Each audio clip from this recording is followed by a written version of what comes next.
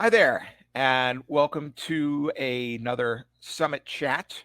I am Seth Feinberg. I am the editorial manager and U.S. team lead here for AccountingWEB. We've been doing a lot of these spot interviews with a lot of our speakers uh, for uh, for Live Summit coming up on May the 9th, San Diego, California this year. We are very excited to have with us today Michael Lee. Now, Michael is from Reconciled. He's going to tell you a little bit about who he is, and we're going to just kind of be talking around some of the, some of the topics that he's going to be addressing, and also kind of the track that he's going to be a part of at Summit, just to kind of give you a flavor. We're not going to let you in on everything. But our summit is, going to be, we're going to have a lot of sessions that are for CPE that are there, and some that are really just going to be about, kind of getting a lot of your thoughts heard. So, Michael, welcome. Thank you so much for being with us today. Seth, thank you for having me, and thank you for inviting me to come speak at AccountingWEB. So, just real quick, give us a bit of background on yourself, how what Reconciled is about, and your sort of role in in the world of accounting and technology. Yeah, so Seth, I have been in accounting and finance role since I was 16 years old. Oh wow. So started pretty young as a teenager. Yeah, in Arizona originally, from Arizona originally, and had the fortune of starting Reconciled about 6.5 years ago, a little over 6 years ago. And started that from Burlington, Vermont, and now it's a national and fast-growing online accounting firm. I've got almost 60 team members scattered across a dozen plus states, working from home and serving hundreds of small business customers throughout the country, on tech platforms like QuickBooks Online. So, yeah, it's been a wonderful journey. Got a great team, and been able to meet great people, especially in the industry. And then a couple of years ago, I also started a fintech platform called Sizable, and Okay. we're leveraging accounting data sitting inside systems like QuickBooks, and producing products that have different use cases for different audiences or different users. So Sizable's been kind of my focus for the past couple of years, as Reconcile continues to grow and is being run by a great leadership team. So when you started Reconciled, I mean, what was sort of the vision here? How did you kind of grow it to be, the kind of practice that it is? And there's several of these names I could throw out there that have this sort of the sort of virtual accounting, outsource accounting theme to them. Live CA, I guess Acuity to a degree. I know the folks at High Rock are kind of trying to do kind of really lead with innovation, things like that. But we're here to talk about you and some of how you kind of came to be, and your vision for the future of accounting. But so what is it that how did you kind of get the vision for what you needed to do? Yeah, I first, a little over 6 years ago, before Reconciled, I was consulting companies as a part-time CFO, interim controller at different companies Okay. throughout Vermont, where I was, where I was raising my kids. And uh, as I worked with small businesses, I just noticed that a common theme, that the bookkeeping and the accounting records were really an afterthought for many companies. It was kind of a thing we had to do, and Right. honestly not the passion of the entrepreneur or the small business owner.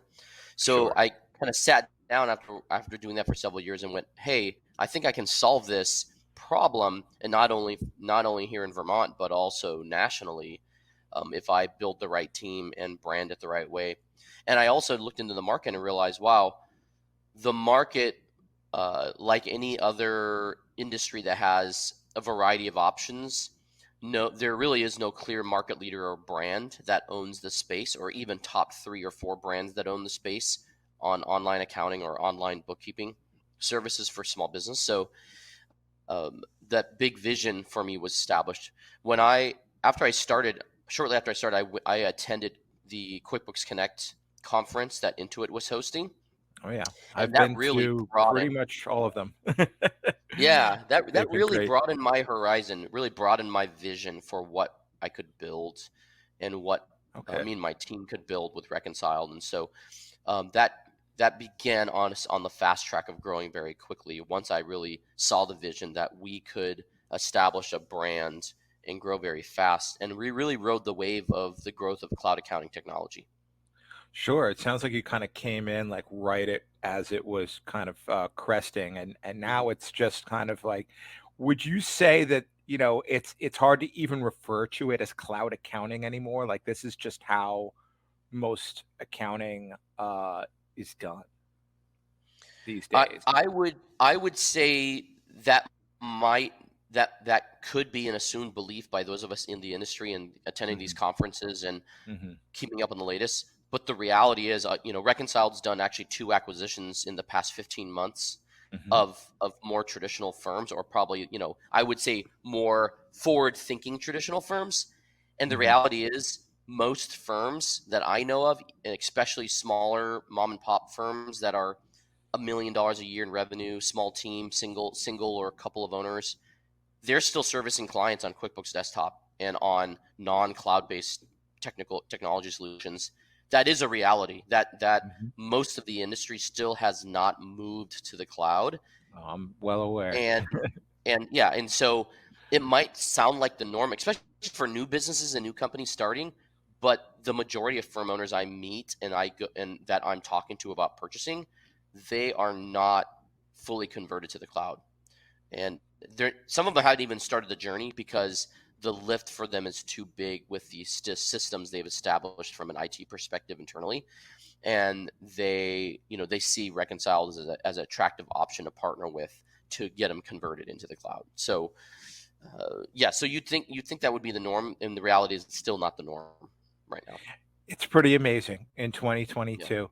I remember seeing, really just the evolution myself. Obviously, when I first started covering the profession, it was a lot for accountants to, be, really using, regularly using desktop software, and that was still kind of a thing.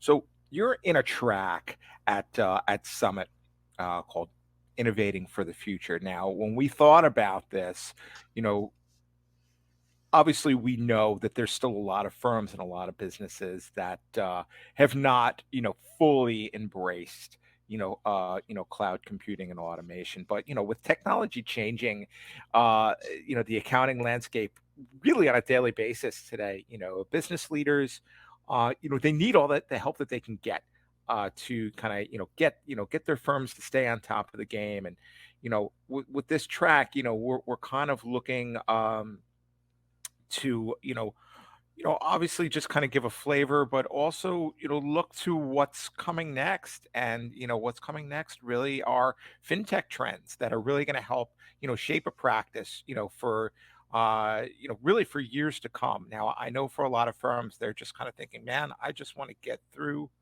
the season. I want to get through the day. I want to get through the year. But we kind of tapped you as someone who's really kind of really at we wanted to show what the next wave is looking like. So in your session, just kind of give us kind of a flavor, an overview, if you will, on some of the things you're going to be talking about, particularly related to fintech and fintech trends in the profession. Yeah, I've had the fortune through my work starting Sizable and Mhm. really diving into what's happening in the fintech landscape, especially as it impacts accountants. Uh, Fintechs are providing access to financial service products and offerings Right. across the world that were in the past wildly inaccessible for most small businesses and startups. And as it relates to accountants, where we see the movement on fintechs is your customers, the accountants customers, and new potential customers are accessing product and services from fintech like Relay Financial, Melio, payments solutions, checking and accounting solutions, small business solutions that are one primarily cloud-based, web-based, app-based, native, decentralized, and changing the way that accountants interact, think about interacting with traditional financial service offerings. Mostly in the past, accountants were fairly limited on their interaction with a bank, a traditional bank. They were Right. maybe providing, compiled financials once a year for a bank because your customer had a loan with them or is applying for a loan.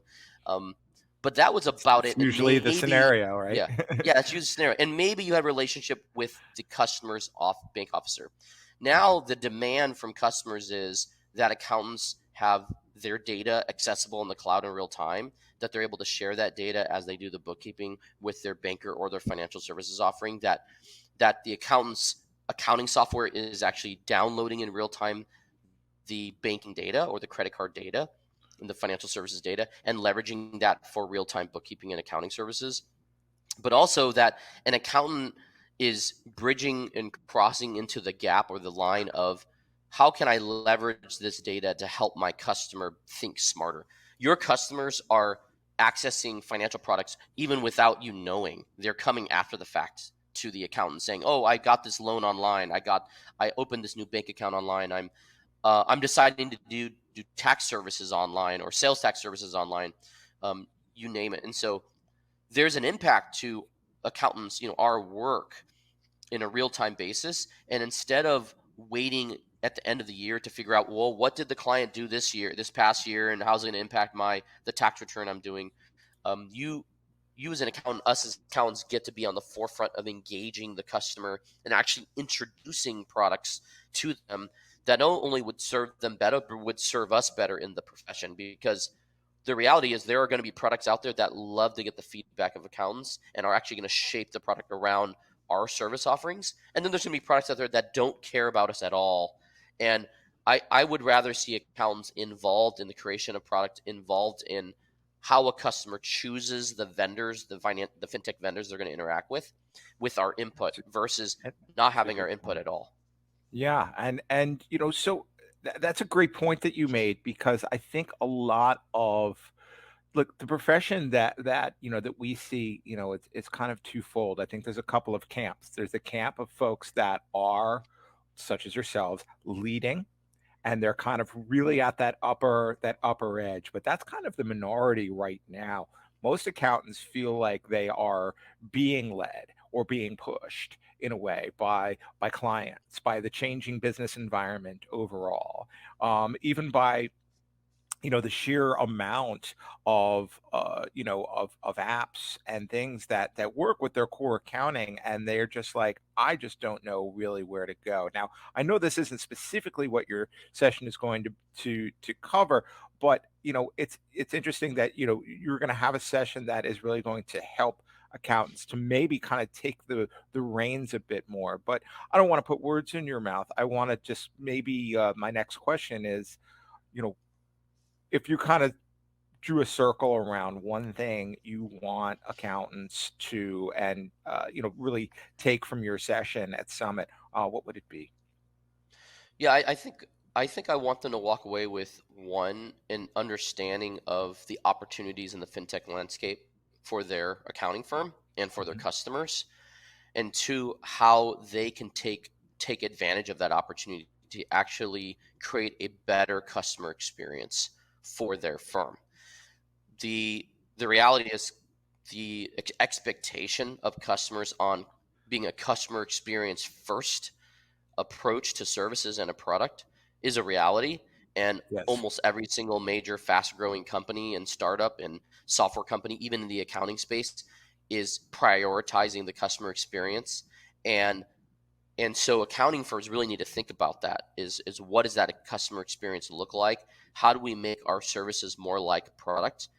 And there are going to be more and more players out there that make their services feel more like product, more like accessing Amazon or Netflix or Google.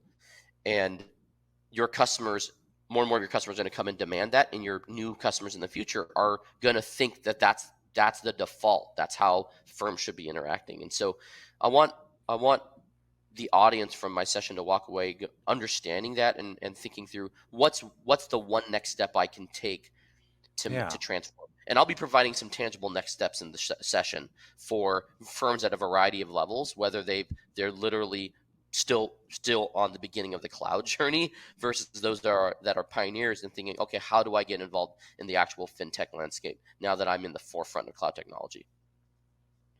Excellent. Well, so again, we don't want to give away, everything about your session. We definitely want folks to, to come to, to Summit to learn. And that's a big part of why we've built the sessions how they are. We want them to really, kind of obviously reflect what AccountingWEB is about, which is that practical and useful knowledge, not just like nice to know, but really kind of need to know stuff that is going to really, kind of plant that seed in your head, like it was all those years ago for you at QB Connect. That seed got planted. We want the seeds to get planted in a lot of folks here who really haven't been out to an event in a couple of years, possibly even more. So outside of your session, Michael, and not to put you on the spot, but you know, you're probably not going to just just kind of fly in and fly out. As much as again, we're very glad to have you. But is there anything that you've seen on our agenda, or even just with Summit and coming to Summit in general? You made made an informed decision to come and speak. Is there anything that you yourself are looking to kind of take away, looking forward to learning, or? Yeah, there are two things I make priority whenever I attend any conference. Mhm. The first one is, and this is the reality of just the people that will be coming attending on the ground. Oh, yeah. I look forward to, and I always actively look for new people to meet, new firm owners, new people in the profession that I can learn from. And because the reality is, there are people experiencing new things, and also both failures and successes from the past couple of years, especially during the pandemic, that I want to learn from. I want to know, how did you survive? How did you grow? How did you fail? What was that like? What did you learn? What are some lessons you took? So that's a big one. Is at any conference, whether you look forward to the sessions or not, there are people you can meet that you can learn from. But secondly, I want to take away lessons from sessions that are focused on understanding how to better better retain and develop your own people. Right. Reconciled has really tried to focus on keeping and retaining and encouraging and growing our own talent, and so I'm really looking forward to any sessions around people advisory, around how to retain talent, around recruiting. That's really what I'm going to be focusing on in regards to my sessions. But then also just spending time with as many people as possible that I haven't met yet.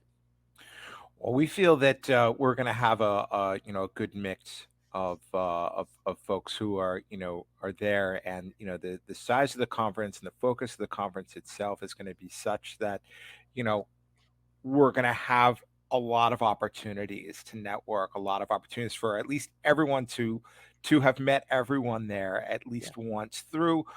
It's not going to be an overwhelming vendor floor, but is there any, anything sort of vendor wise or product wise that you're kind of looking to maybe check out while you're there? So Yeah, our we're vendor list is definitely growing. I don't know if you've seen what yeah. we have so far, but Reconciled's always looking for the latest in technology that helps a firm's practice be more efficient, right? So workflow technology, accounts payable solutions, payment solutions, banking solutions, whatever we can do to help our internal workflow be more efficient, or the way we service customers to be better. So I'm looking forward to that. And then the location, San Diego. I mean, you can't beat it. It's going to be amazing to be together in San yeah. Diego. What I consider one of the best places in the country, if not in California, the best places to go, especially especially during the time that we'll be there. It's going to be amazing and beautiful and warm and sunny. So a great time to take a break, recharge and recharge from the tax season for most professionals, and to really connect with peers and learn and grow. So I'm looking forward to it. Excellent. Any final thoughts, Michael? And thank you so much again for taking the time. It's a very busy time of year right now. for folks, even if you're not doing tax prep, you're kind of assisting with, on the financial side of things. So thank you for taking the time. Any final thoughts, Michael? Otherwise, we're looking forward to seeing you in May. Yeah, if anybody watching wants to reach out directly, I loved connecting with firm owners. Happy to chat for anything. Michael at reconcile.com. Feel free to reach out, Michael at reconcile.com. You can find me on LinkedIn and Twitter as well. Excellent. Michael, thank you so much for taking the time, and we'll see you out in San Diego at Paradise Point Hotel in May.